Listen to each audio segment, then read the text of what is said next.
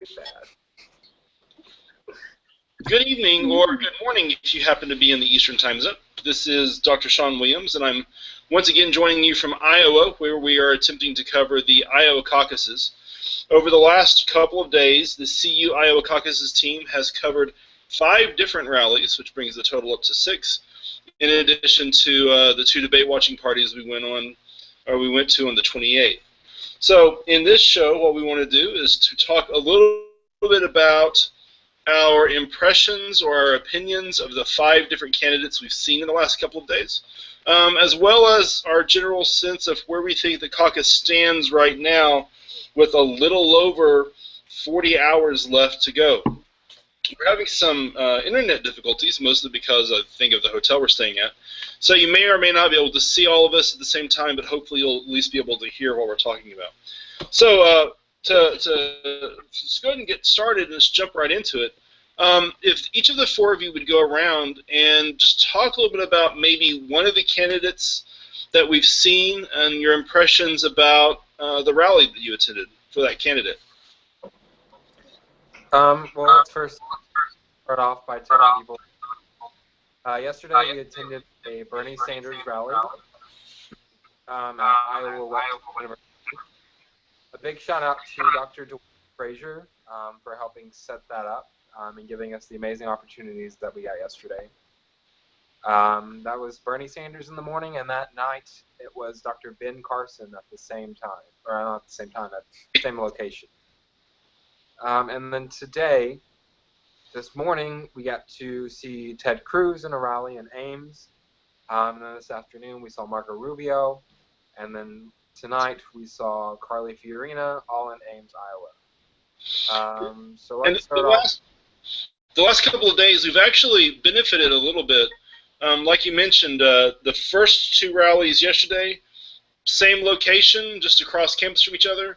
Today we had 2 rallies in the same building, just on different floors. The other one was just a mile or 2 away. So it's been pretty beneficial. But sorry, go ahead. Which candidate do you want to talk about first? Let's just start in the order that we saw them. So let's start with Bernie Sanders. Okay.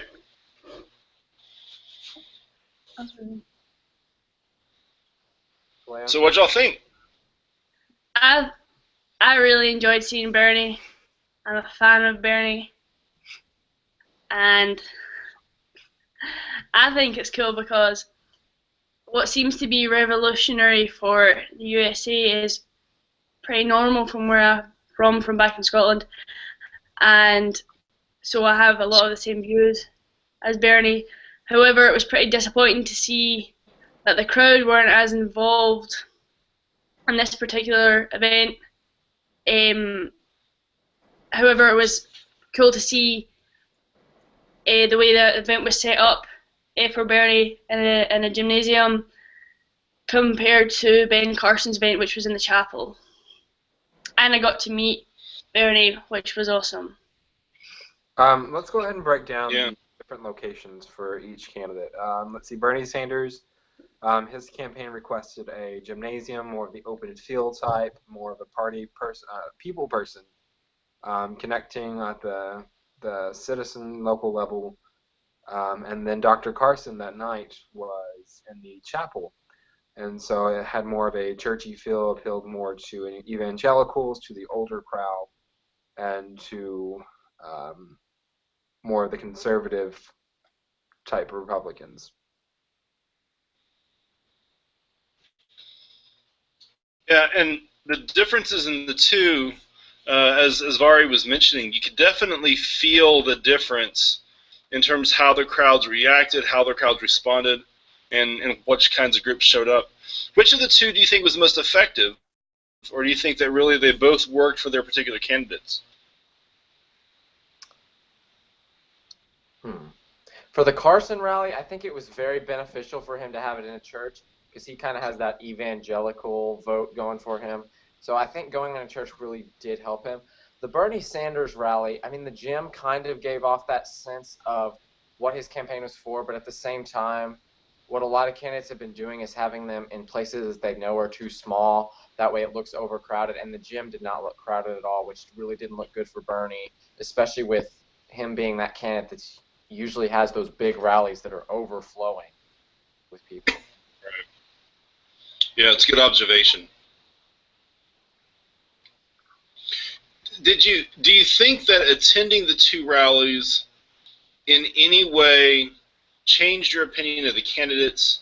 Did they say or do anything that made you feel differently about them than you did just seeing them on television? I think for sure with Bernie Sanders, although I don't 100% believe in his ideologies and all that, I do have a newfound respect for him as a person and him as a senator, and standing up for what he believes in and what he supports, and he's done that all these years. And I think that he's one of the candidates that you can actually know what he has done in the past and know that's what he's going to do in the future. Ben Carson was a lot better in person than he appears during the debates on television. He was moving around. He was engaged with the audience. He was talking. Like, he seemed comfortable. Yeah, I think I had the same feeling that you did, Kalea, with the Carson rally. You could tell that once he had time to sort of build a story, to create a narrative, he had the ability to move around on the stage a little bit, to try to connect with the audience, he felt a lot more comfortable. You can see how having the debate format where he's basically in a box, both physically and literally, where he's not allowed to sort of explore his ideas, have really been hurting him. But I, for one, I walked up to him after the event and apologized to him because I've been very critical of him and his ability to deliver his message in the debates. And really, in that kind of a situation, he was pretty impressive, I've got to admit. Whether you agree with his ideology or not, he definitely appeared to be a much stronger candidate to me live than he did on anything that I've seen on television. I mean, the way he broke down his story, he started off with his whole story of going through what he's been through and his education and starting from there, and then moving on to the way he thinks now. It really does appeal to you, and thinking that you're a part of the story now and you can help continue to make his story grow. So what about the 3 candidates today? First of all, let's start off again in the order that we did them. Let's start off with the Cruz event. Describe the Cruz event for the audience and maybe talk a little bit about your impressions. It was packed. There was a lot of media there, and fans, or the supporters at the front were very passionate. However, like we discussed before, like Eli said, having it in a smaller room which makes it look like there's a lot more people than there actually may be, played a big part in that atmosphere. What about Cruz's message? Was there anything maybe that was surprising in the message, maybe anything unique? How did the message play with his audience? Well, for me personally, I feel like the way it resonated within me, it was way too far right for me to even begin to grasp at. I am a little bit left of the spectrum, now at least, but more moderate, really. But it was so far right, and I just found so many contradictions in his voice and his speech that I really couldn't find an appeal towards him, and I couldn't personally appeal to him. Eli, how did you feel? You tend to be a little bit more to the right of the spectrum and tend to support Republican candidates. Did he feel a little bit out of step to you as well? Or did you hear something that might resonate? Go ahead. I just think it had more of that really classic conservative feel, like country, southern. I mean, he is from Texas and we're in Iowa. 2 different kinds of country, I guess, and he kind of showed both sides of it, whereas me, I'm more of like a moderate Republican. So to me personally, I wasn't very appealed to it because it just had that southern yeehaw feel to it, I guess is the way I would put it, honestly. And just the people there, they're kind of like screaming at the kinds of things he would say, and it just felt like it was so scripted, and it's the stuff he always says. I don't know. I mean, I thought it was a great event for Ted Cruz supporters, but for people that might be on the fence trying to decide if Ted Cruz is the candidate for them, I don't know if it was exactly what they needed to persuade them to go to his side. Ladies, what were your impressions of the Cruz rally?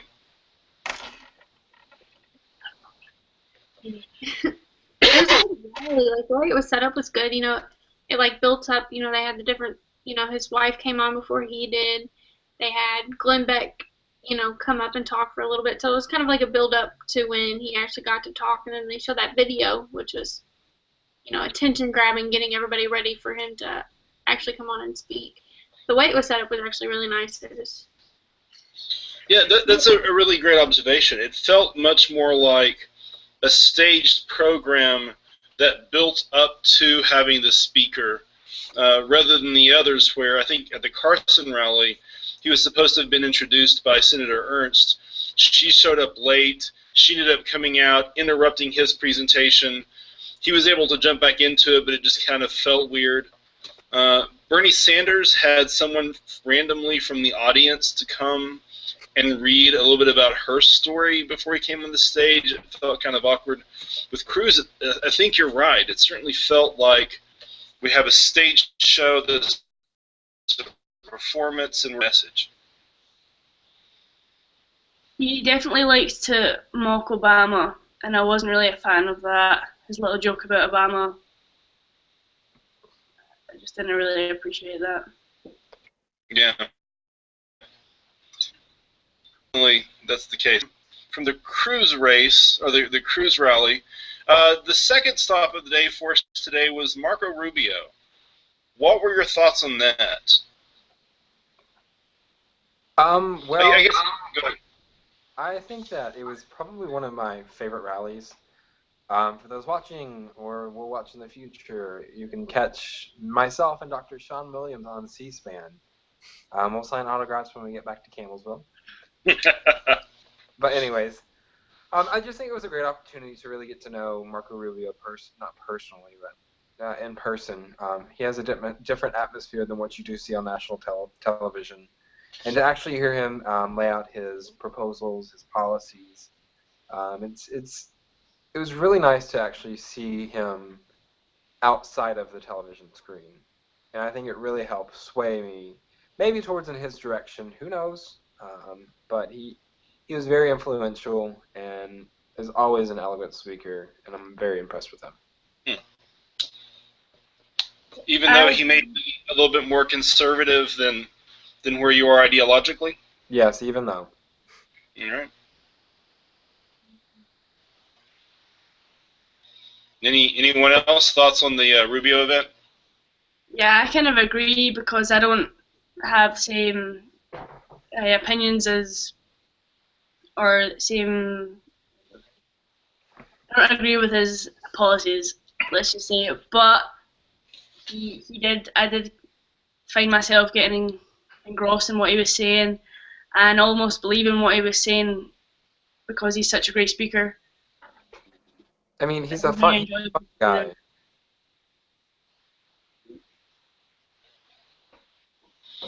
What about from our two conservatives? I guess in the debate watches, Eli and Kalea, you both have been a little bit more pro-Rubio, sometimes pro-Kasich.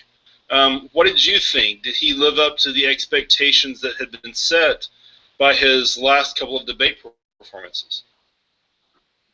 I think so, because the way he speaks, like both of them have both said, he's just so passionate about what he speaks about, and the way he's angry, but you can still see the passion in the anger.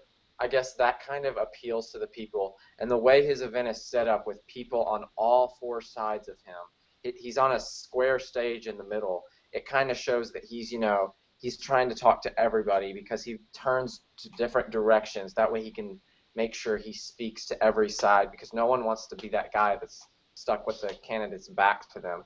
I just think the way he sets up of his events really fits his campaign, and it's really working for him.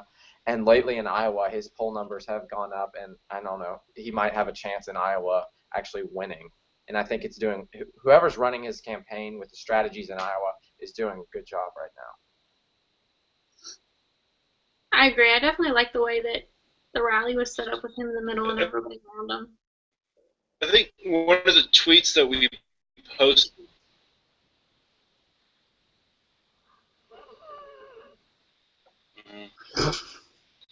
Did it seem like?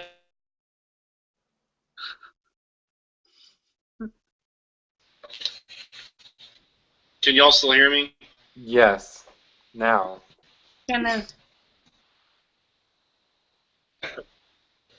I was saying earlier that one of the tweets we had sent out in reference to Eli's statement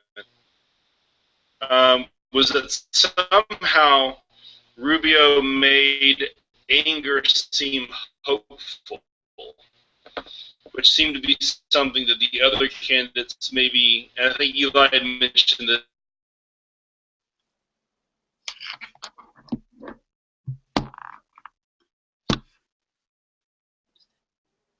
Yeah, I mean, he somehow was able to find a way to take his anger and to send this message across saying, hey, it's okay, we can be angry, but let's do something about it so that we can fix these problems that we have in our country.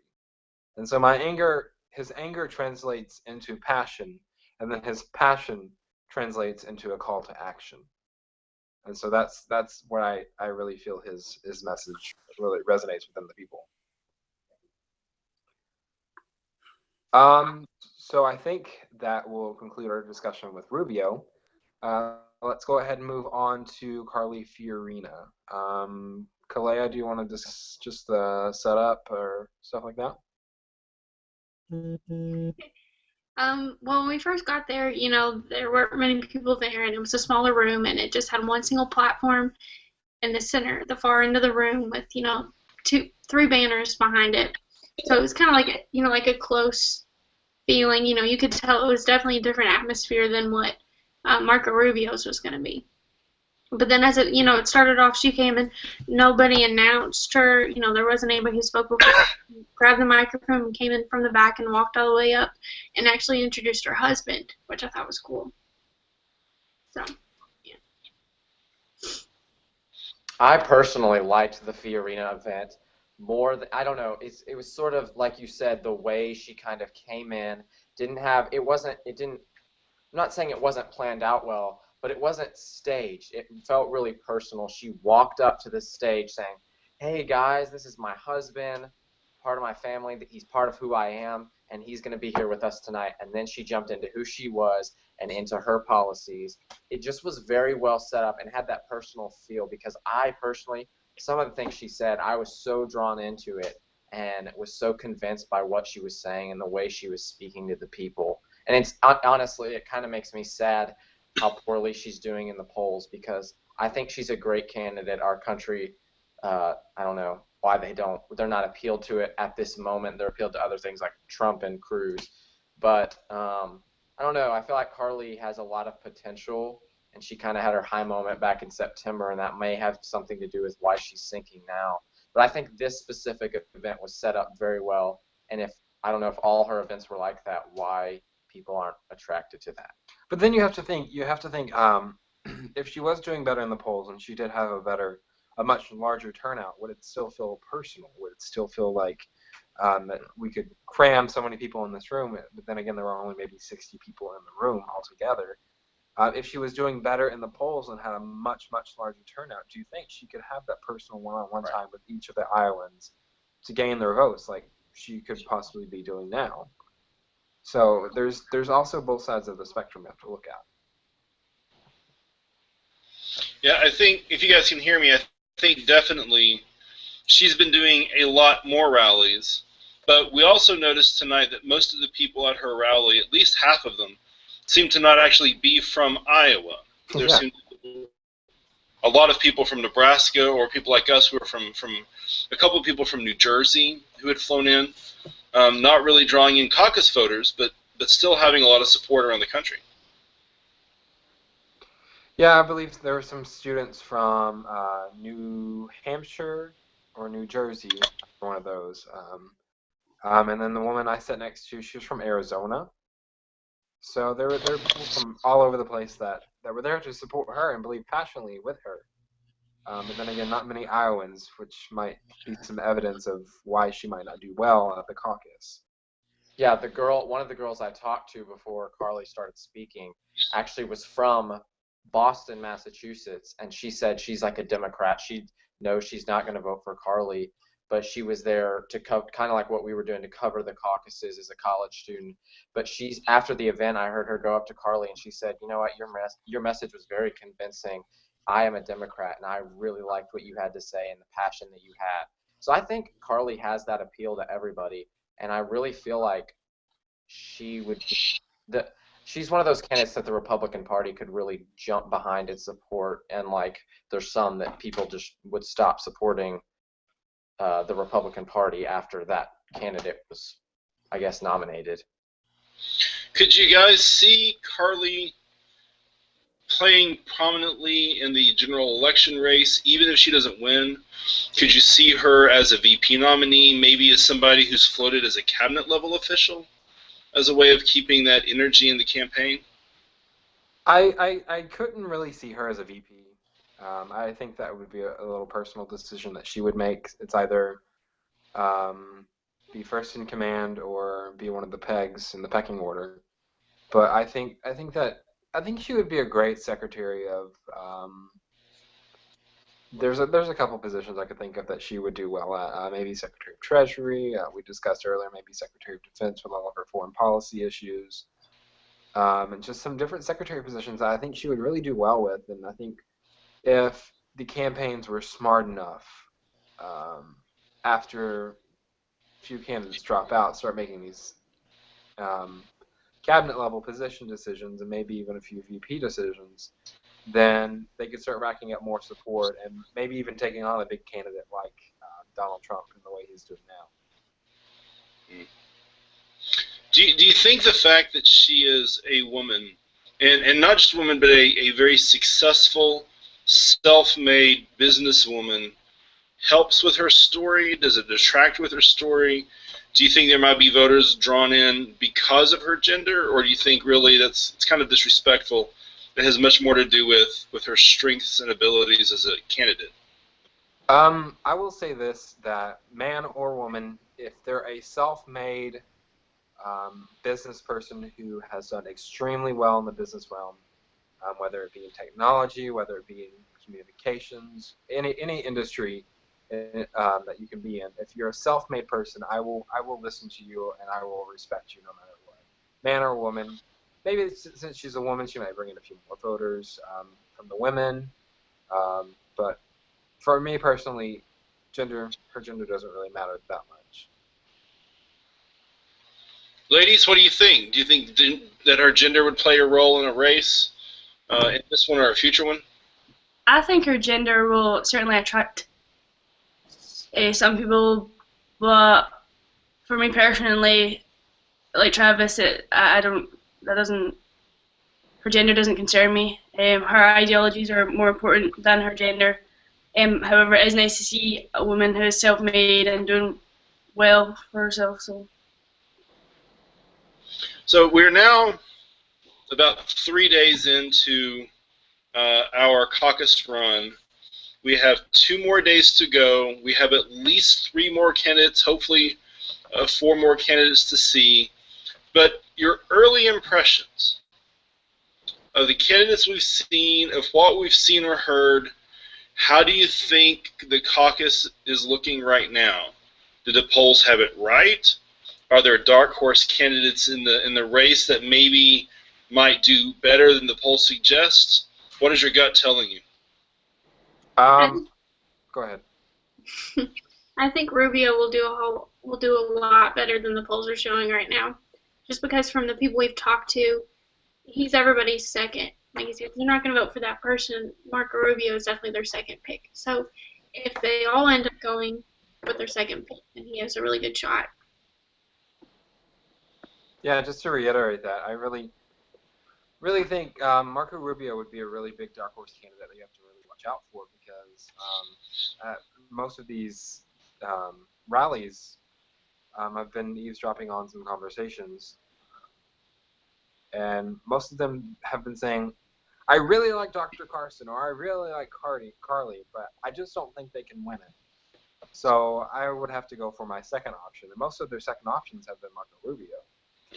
And so I can really see him doing a lot better at the caucus because people are going with their second option, just like in 2012 with Rick Santorum. Rick Santorum was a lot of people's second option, and so they decided to go ahead and just jump on the Santorum bus and caucus for Santorum, and he ended up winning at the very last minute. So that's maybe what Marco Rubio might be able to do. I agree. All biases aside, I'm going to say I honestly believe that Trump will not win Iowa because, I mean, even though he's number one in the polls in Iowa, I just think when people get there, a lot of people, like they said, are going to go with their second choice, a solid candidate, because Donald Trump just doesn't have that, I guess. Everybody that has a favorite candidate usually has a second favorite that is if they pick an outsider as their primary, as their first choice, usually their second choice will be a more, I guess, establishment candidate. And I think that will do really well for Marco Rubio, and I honestly would not be surprised if he pulled off a win in the Iowa caucuses. Wow. Well, that's if it happens that Rubio comes back and pulls this off, people at home, you kind of heard it here first. And honestly, to kind of echo with what you guys are saying, one of the things that has been surprising me the most, and maybe it's just because we've been attending rallies and people who've made up their minds have stopped attending these events, but most of the people who I'm speaking to, even the ones who say they are Bernie fans, even the ones who say they were Cruz fans, candidates who have a real shot of winning, most of the people I've been speaking to say that they could change their minds, that they have a person they're behind, but if the poll numbers shift, if some new revelation comes out, they could actually change. So we'll kind of see what happens on caucus night. And I guess for tonight we'll leave it there. Our plan is to see two more candidates tomorrow. The Huckabee rally at 2:30 with Senator Grassley, and then the Clinton rally, the other side of the Democratic campaign. We're going to be picking up the Clinton rally tomorrow night. And then we may or may not, depending on how events unfold and how late the Clinton rally lasts, we may or may not come back with another podcast tomorrow night for our final predictions. But in the meantime, I just wanted to thank everyone at home and my panelists, and we'll see you again one more time from the Iowa caucuses. Everyone have a good night.